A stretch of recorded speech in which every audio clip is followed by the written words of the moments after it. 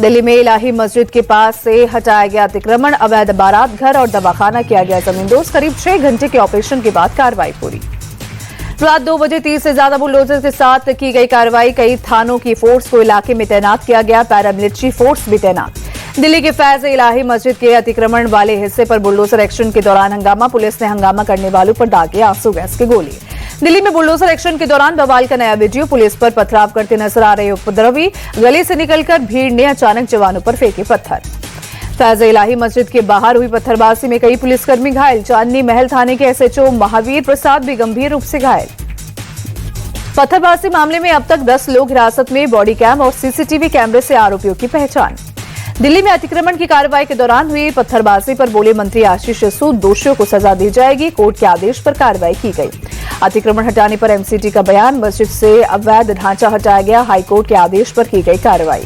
दिल्ली नगर निगम ने कहा, पुलिस ने तेजी से हालात पर नियंत्रण पाया। मस्जिद की बिल्डिंग पूरी तरह सुरक्षित। दिल्ली पुलिस ने इलाके में तनाव को देखते हुए ट्रैफिक रूट के डायवर्शन की एडवाइजरी की जारी। ड्रोन से पूरे इलाके की निगरानी की।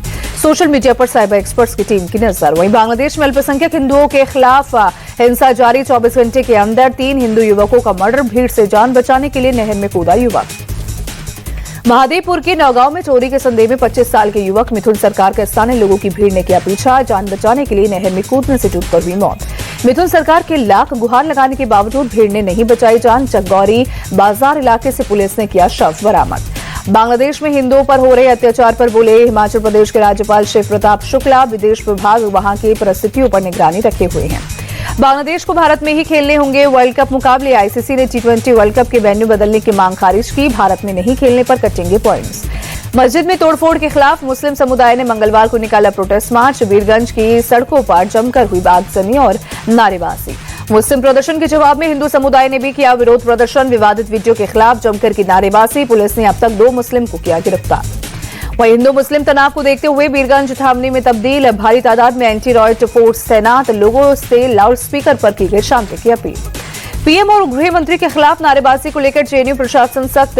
यूनिवर्सिटी की शिकायत पर दर्ज हुई एफआईआर। संस्थान ने घटना को लोकतंत्र पर हमला बताया। जेएनयू प्रशासन का बयान, यूनिवर्सिटी राष्ट्र विरोधी गतिविधियों की प्रयोगशाला नहीं। नारेबाजी करने वाले छात्रों पर होगा सख्त एक्शन। जेएनयू नारेबाजी मामले पर भड़के देवेंद्र फडणवीस ने कहा, देशद्रोहियों के साथ खड़े होने वालों के इरादे को कुचला जाएगा। बीजेपी प्रवक्ता शहजाद पूनावाला का आरोप, पीएम मोदी और गृह मंत्री अमित शाह के खिलाफ कांग्रेस की शह पर साजिश हुई। शिक्षा के मंदिर में भड़काऊ नारेबाजी अनुशासनहीनता का प्रमाण। बिहार के मंत्री जमा खान का बयान। कांग्रेस नेता राशिद अल्वी ने हिटलर से की बीजेपी आरएसएस की तुलना। कहा, ये लोग फायदे के लिए ड्रामा कर रहे, अपने ही लोगों से नारेबाजी करवा रहे हैं।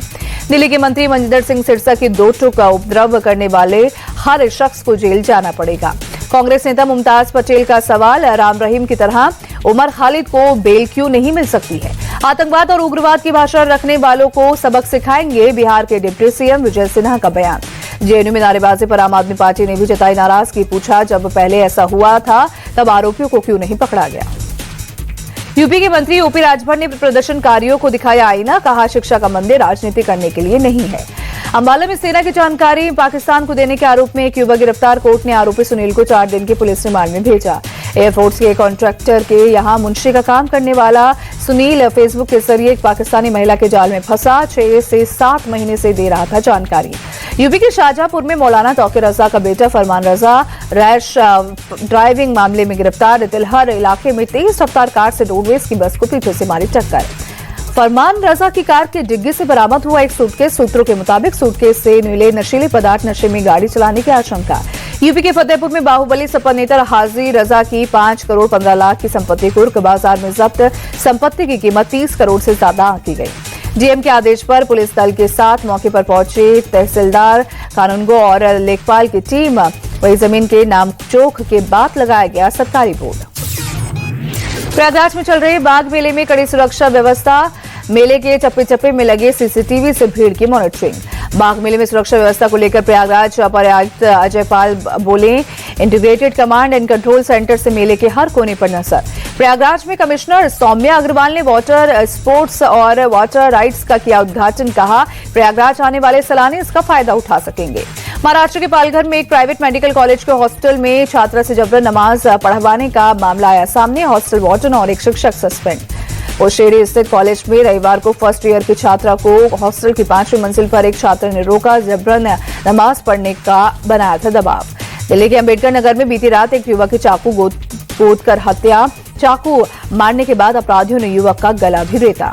दिल्ली में बढ़ते प्रदूषण को लेकर सुप्रीम कोर्ट की CAQM को फटकार, जिम्मेदारी को ठीक से ना निभाने का आरोप। दिल्ली NCR में आज सर्दी बढ़ने की आशंका। मंगलवार को तापमान में भारी गिरावट के साथ साल का पहला ठंडा दिन रिकॉर्ड किया गया।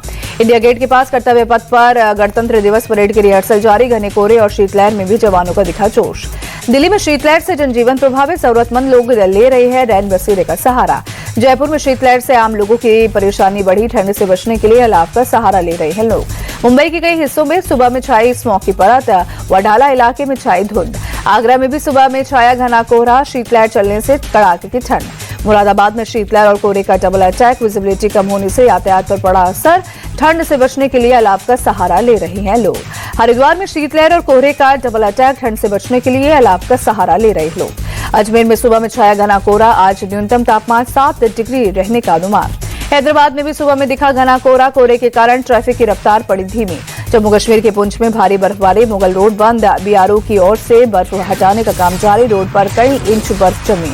भद्रवाह में हुई ताजा बर्फबारी से ढके पहाड़, चारों ओर नजर आई बर्फ की सफेद चादर, पारा भी लुढ़का। बर्फबारी के बीच मस्ती करते नजर आए पर्यटक, देश के कोने कोने से पहुंच रहे हैं लोग। जम्मू कश्मीर के अनंतनाग में हुई बर्फबारी, चारों तरफ दिखा खूबसूरत नजारा। बर्फबारी से खिले स्थानीय लोगों के चेहरे, पर्यटकों की तादाद बढ़ने की आशंका। 2026 में 0.50% और घट सकती है ब्याज दर। RBI के पास 2025 में 1.25% कटौती की बात भी गुंजाइश। 2020 और 21 से 2024 से 25 के बीच जीरो टैक्स फाइलर 20% बढ़े। इनकम छूट के बावजूद टैक्स देने वालों में 4 साल में 50% बढ़ोतरी। लगातार तीसरे दिन बढ़ी गोल्ड की चमक। दिल्ली में सोने के भाव में 10 रुपए की बढ़ोतरी। 24 कैरेट 10 ग्राम सोना 1,38,980 रुपए हुआ। सोने के साथ चांदी भी चमकी। दिल्ली में 1 किलो चांदी का भाव 2,53,100 रुपए हुआ। अडानी एंटरप्राइजेस लिमिटेड का 1,000 करोड़ का बॉन्ड सिर्फ 45 मिनट में हुआ पूरा सब्सक्राइब। निवेश को 8.9% तक का सालाना ब्याज मिलेगा। 9 जनवरी को आएगा भारत का कोकिंग कोल का IPO। 1,071 करोड़ रुपए का प्राइस बैंड फिक्स। भारत में लॉन्च हुआ Redmi Note 15 5G डिवाइस में 108 मेगापिक्सल का मिलेगा कैमरा, 5,520 mAh की बैटरी और 45 वॉट का fast charger. Realme 16 Pro series phone Bharat में लॉन्च हुआ। 200 मेगापिक्सल का मिलेगा primary camera, 4000 HDR video recording का भी फीचर। रिलायंस ने रूसी तेल आने की खबर को बताया गलत, कहा हमारी छवि खराब करने की कोशिश, ये पूरी तरह से झूठ। अमेरिकी राष्ट्रपति डोनाल्ड ट्रंप का PM मोदी पर बड़ा बयान, कहा PM मोदी के साथ मेरे अच्छे रिश्ते, लेकिन इस वक्त वो टैरिफ को लेकर मुझसे खुश नहीं है। विजय हजारे ट्रॉफी में कर्नाटक ने राजस्थान को 150 रन से हराया। कप्तान मयंक अग्रवाल ने 100 रन बनाए। कर्नाटक के देवदत्त पट्टिकल ने विजय हजारे ट्रॉफी में रचा इतिहास। टूर्नामेंट के 6 मैचों में 605 रन बनाए, 4 शतक ठोके। राजस्थान के खिलाफ शतक से चूके देवदत्त पट्टिकल 91 रन की पारी खेली। विजय हजारे ट्रॉफी के क्वार्टर फाइनल में पहुंचा उत्तर प्रदेश। ग्रुप बी मुकाबले में विदर्भ को 54 रन से हराकर लगातार छठी जीत दर्ज की। यूपी ने पहली बल्लेबाजी करते हुए 5 विकेट पर 339 रन बनाए। जवाब में विदर्भ की टीम 9 विकेट पर 285 रन ही बना सकी। विजय हजारे ट्रॉफी में हिमाचल प्रदेश के खिलाफ श्रेयस अय्यर की शानदार बल्लेबाजी, 53 गेंदों पर 82 रन बनाए। गोवा के खिलाफ शुभमन गिल बड़ी पारी नहीं खेल सके, 2 चौकों की मदद से 12 गेंद पर 11 रन बनाए।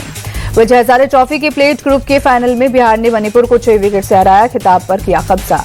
बिहार की ओर से शब्बीर खान ने सिर्फ 8 ओवर में 30 रन देकर 7 विकेट लिए। मणिपुर के 4 बल्लेबाज 0 पर पवेलियन लौटे। आईसीसी की महिला T20 रैंकिंग में फेरबदल, नीतीश शर्मा से छीना नंबर 1 गेंदबाज का ताज। ऑस्ट्रेलिया की एनाबेल सदरलैंड टॉप पर पहुंची।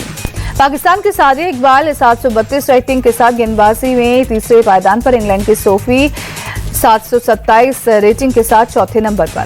भारत की कप्तान हरमनप्रीत कौर को आईसीसी की जारी हुई लेटेस्ट रैंकिंग में फायदा मिला। 2 स्थान की छलांग लगाकर 13वें पायदान पर आई। ताजा रैंकिंग में भारत के रेणुका सिंह ठाकुर को 5 स्थानों का नुकसान हुआ। 698 रेटिंग के साथ 11वें पायदान पर लुढ़की। ऑस्ट्रेलियाई बल्लेबाज स्टीव स्मिथ ने एशिया सीरीज के 5वें टेस्ट में ठोका शतक, एशिया सीरीज में 13वां शतक लगाया।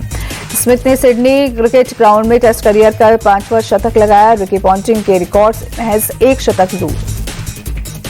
नेपाल ने T20 वर्ल्ड कप के लिए किया टीम का ऐलान। कप्तान रोहित पौडेल की अगुवाई में टूर्नामेंट में हिस्सा लेगी टीम। 14 फरवरी से शुरू होगा इंडियन सुपर लीग का सीजन। खेल मंत्री मनसुख मांडविया ने दी जानकारी। ऑस्ट्रेलियाई ओपन की प्राइस मनी में 16% का इजाफा। इस बार बचेंगे एक रिकॉर्ड 6 अरब 75 करोड़ रुपए।